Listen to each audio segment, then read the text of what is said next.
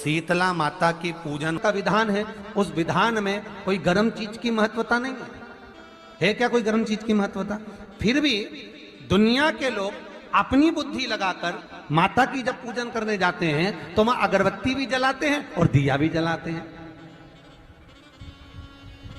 अब एक तरफ तो तुम माता को ठंडा पानी का भोग लगा रही हो, एक तरफ तो ठंडा भोजन चढ़ा रही हो, एक तरफ तो ठंडे का प्रयास कर रही हो, और ऊपर से माता को तुम दिया लगाकर अगरबत्ती लगाकर तुम माता को सम्मुख में गर्म तत्व को प्रदान कर रही हो, और फिर आकर कहती हो कि मेरा बच्चा क्यों बीमार पड़ता है, मेरे पति को बार बार ये कष्ट क्यों आता है, घर में लोग चिड़चिड़े क्यों हो जाते हैं, घर में लोग क्लेश क्यों करते हैं, आखिर कारण क्या है? तो कारण तो तुम खुद हो कि जो चीज लिखी है वो ना करते हुए दुनिया जो कर रही है तुम वो करना चाहते हो। तुम भगवान की पूजन उस विधान से नहीं करना चाहते जो विधान शास्त्रों में।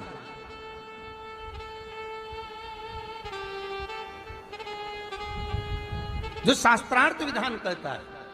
महाराज, शीतला माता की पूजन में कहीं ऐसा लिखा है कि तुम दिया लगाना, अगरबत्ती लगाना? शीतला माता की पूजन में लिखा है 1 लोटा पानी लेना, उस जल में पुष्प आदि लेकर माता को ठंडा भोजन का सुंदर भाव से माता का स्नान कराकर पूजन करना, अर्चना करना, कुंकू, चावल, रोली, मोली जो चढ़ा सकते हो, चुनरी, वस्त्र आदि जो चढ़ाना हो चढ़ाओ, पर यह नहीं लिखा कि तुम दिया भी लगाना कि अगरबत्ती भी लगाना, क्योंकि गर्म तत्व में चाहिए माता। वो शीतल है, शीतला। और अगर तुम दिया लगा भी रहे हो, मान लो दिया अगर तुम लगा भी रहे हो तो उसके सम्मुख ना लगे, उससे दूर, बहुत दूर।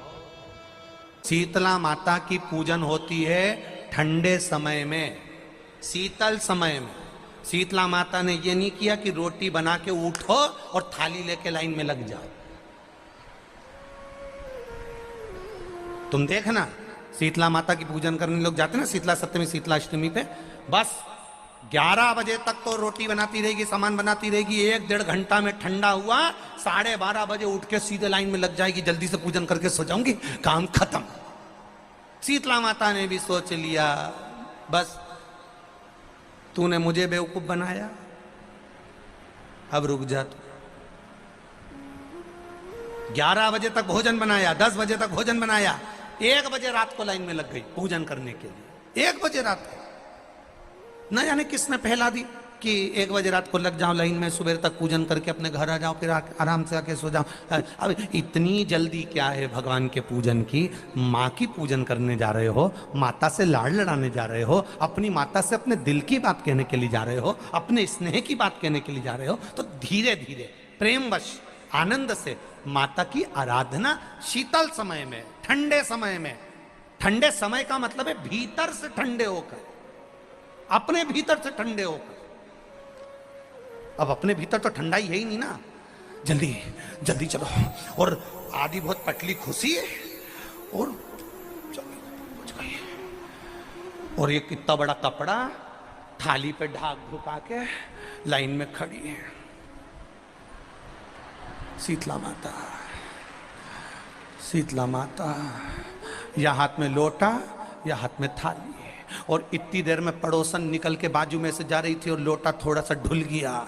अब यहां शीतला माता की पूजन करनी आई और ये हो गई चंद्र घंटा, लोटा जरा सा ही पानी का झलका, देख के नहीं चल सकती।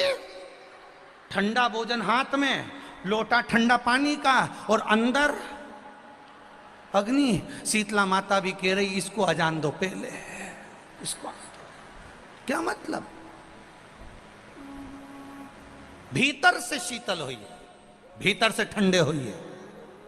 चित्त, वृत्ति, मन जब भीतर से शीतल होगा, ठंडा होगा, तो मेरी शीतला माता, तुमने पूजन करा ना करा, मेरी शीतला माता प्रसन्न हो जाएगी। बस भीतर से शीतल होइए, ठंडे होइए भीतर से। एक शीतल आरती होती है,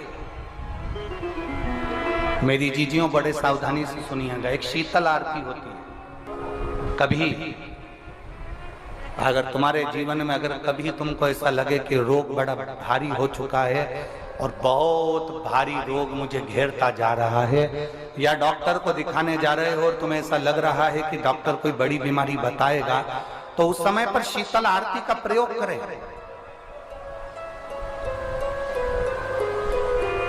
एक पुष्प हाथ की हथेली में रख लीजिए, एक पुष्प हाथ की हथेली में रख लीजिए। और यहां तक शास्त्र कहता है अगर हो सके तो आंकड़े का अगर पुष्प मिल जाए, तुम्हारे यहाँ क्या बोलते हैं उसको, मंदार का फूल, आंकड़े का फूल, अकौए का फूल, जो शंकर भगवान पे चढ़ता है, छोटा सा होता है, घुंघरू जैसा होता है वो, उसको तुम्हारे यहाँ क्या बोलते हैं हरियाणा में? आंख का ही पुष्प बोलते हैं। आंख का पुष्प मिल जाए तो ज्यादा अच्छा है। अब उसमें चाहे सफेद हो, चाहे नीला हो, चाहे गुलाबी हो, जैसा भी हो, हाथ में रखने के बाद हाथ में एक लोटा जल, भगवान शंकर के शिवालय में जब आप प्रवेश करें और प्रवेश करते समय भगवान के सम्मुख में जब भगवान शंकर के साक्षी में जब पहुंचे, आपके सामने पूजन में कोई भी सामग्री नहीं है, आपके पास में न दिया है, न बाती है, न गर्भवती है, न चंदन है, न कपूर है, न कोई सामग्री है, केवल एक आंख का पुष्प और एक लोटा जल आपके पास में है। शिवालय में पहुंचकर शीतल आरती का प्रयोग करो। 11 बार भगवान शंकर के 11 रुद्रों का स्मरण कर कर जब 11 बार शंकर के शिवलिंग के ऊपर से नीचे तक वो कलश को जब घुमाया जाता है और घुमाने के बाद वो आंख का जो पुष्प है वो अशोक सुंदरी वाली जगह पर समर्पित कर कर भगवान शंकर को जो जल चढ़ाया जाता है, जो जल समर्पित किया जाता है, डॉक्टर भले तुमसे कह रहा हो कि तुम्हें बड़ी बीमारी के चांस हैं, आप जाकर एक बार चेक कराना, तुम्हें वो बड़ी बीमारी निकलेगी ही नहीं, उस रोग से तुम मुक्त हो। इसको शीतल आरती का प्रयोग किया गया। ये शीतल आरती, इसको शीतल आरती कहा। शिव की प्राप्ति का, एक रोग से मुक्त होने का। अब आपसे कोई कहे कि ये शीतल आरती का प्रयोग सबसे पहले किसने करा, तो आपको ध्यान लगाना है इस प्रयोग को। सोमनाथ जी की कथा का स्मरण करिएगा, सोमेश्वर की कथा का स्मरण करिएगा। नीम के वृक्ष को स्वयं देवी का प्रतिबिंब माना जाता है। नीम के वृक्ष को स्वयं माता का प्रागट्य उत्सव माना जाता है। नीम के वृक्ष को स्वयं देवी का भाव वर्णित किया जाता है। और बहुत सुंदर बात है महाराज जी, जिसके शरीर में माता निकल गई हो, दाने दाने पड़ गए हो पूरे शरीर में, बुखार भी बहुत तेज आ रहा हो और पूरे शरीर में माता जी निकल गई हो, एक लोटा पानी जिसके शरीर में माता जी निकली है उसके पास में रख दो और वो पानी उठाकर नीम के पेड़ में उस व्यक्ति के ऊपर से 7 बार उतार के नीम के पेड़ में डाल दो। 3 दिन के अंदर उसकी माता जो शरीर में निकली हुई है, दाने दाने पड़े हुए हैं, जो बुखार बहुत तेज आ रहा है, उसमें धीरे धीरे आराम मिलना प्रारंभ हो जाता है।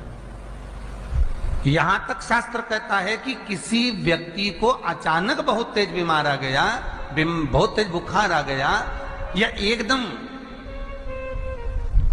हम तो यहां तक कहेंगे कि ये वायरस चल रहा है, महामारी चल रही है, और कंठ में भी आपको अगर जलन पड़ रही है, कंठ रुक रहा है, बुखार बहुत तेज आ रहा है, शरीर में ताप है, डॉक्टर को दिखाओ मना नहीं है, सब कुछ करो मना नहीं है, पर एक लोटा पानी अपने ऊपर से उतार कर 21 बार नीम के पेड़ में ले जाकर नाम गोत्र बोलकर डाल दीजिए और नीम के पेड़ के नीचे की मिट्टी को अपने कंठ पर लगा लीजिए। 20 से 25 मिनट बाद आपको आराम लगना प्रारंभ हो जाएगा। ये उमा देवी है। जगह की मिट्टी काया के रोग को ठीक कर देती है महाराज। अगर किसी व्यक्ति को चर्म रोग हो गया, कुष्ठ रोग हो गया, चमड़ी सफेद पड़ गई, रोग समाप्त नहीं हो रहा, बढ़ते जा रहा है, औषधियां आपने बहुत कर ली, तो 3 जगह की मिट्टी आपको फल प्रदान करेगी। पहला, सूर्य कुंड की मिट्टी। स्कंद पुराण सूर्य कुंड कहां पर है, तो कहा दतिया और झांसी के बीच में सूर्य कुंड निवास करता है। उस सूर्य कुंड की मिट्टी को लाकर जिस व्यक्ति को कुष्ठ रोग हो गया हो, शरीर की चमड़ी सफेद पड़ गई हो, स्कंद पुराण कहती है सूर्य कुंड की मृदा लगा लेने से 5 से 7 दिन में रोग समाप्त होने लगता है महाराज। पर सूर्य को सर्वाधिक प्रियता क्या,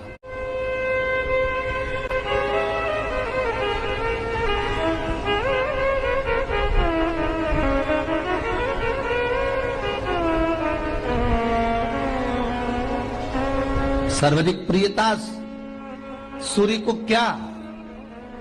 क्योंकि सूर्य तपता है, तो उस तपन को मिटाने के लिए सूर्य देवता के शरीर पर गाय का घृत मला जाता। जैसे शनि को तेल लगाया जाता है, सूर्य को घृत मला जाता। इसलिए सूर्य कुंड का एक नियम है कि सूर्य कुंड पर से अगर हम मिट्टी लेकर आते हैं, शरीर पर लगाने के बाद जब शरीर का चर्म रोग समाप्त हो जाए, सफेद चमड़ी अपने वापिस रंग में आ जाए, तब आप जितनी कामना कर आते हैं उतना घी उस सूर्य कुंड के पास में डालना पड़ता है। 1 किलो, 2 किलो, आधा किलो, 250 ग्राम, 25 ग्राम, 50 ग्राम, जो आपने कामना करी है उतना चढ़ाना। पर वो घी गाय का होना चाहिए, और उस घी का प्रयोग कोई नहीं कर सकता, इसलिए गाय का होना चाहिए। और उस घी का प्रयोग कोई नहीं कर सकता, इसलिए आज भी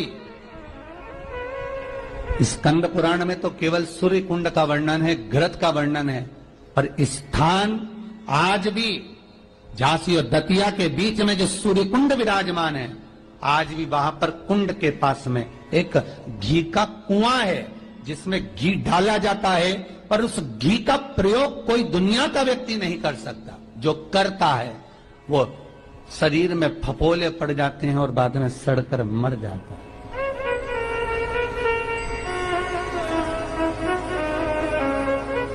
घृत है, प्रगंध नहीं, घृत है। 3 जगह की मृदा जीव को सुख का अनुभव कराती है। पहला सूर्य कुंड महाराज, दूसरा वर्णन करा है जिस स्थान पर गौ माता को बांधा गया हो और गाय अपने बछड़े को, बछिया को जन्म देती हो, उस स्थान पर उसकी मिट्टी, उसकी मृदा, उस जगह की रज, जब मकान का मुहूर्त होता है, दुकान खोली जाती है, दुकान बनाई जाती है, दुकान में कोई अग्नि का प्रवेश हो, उससे पहले जहां पर गाय ने अपने बछड़े को जन्म दिया हो, बच्चे को जन्म दिया हो, उस स्थान की मिट्टी उस भूमि पर लेपन कर दी जाए तो जिंदगी में कभी संपदा की कमी नहीं हो सकती। ये दूसरी मृदा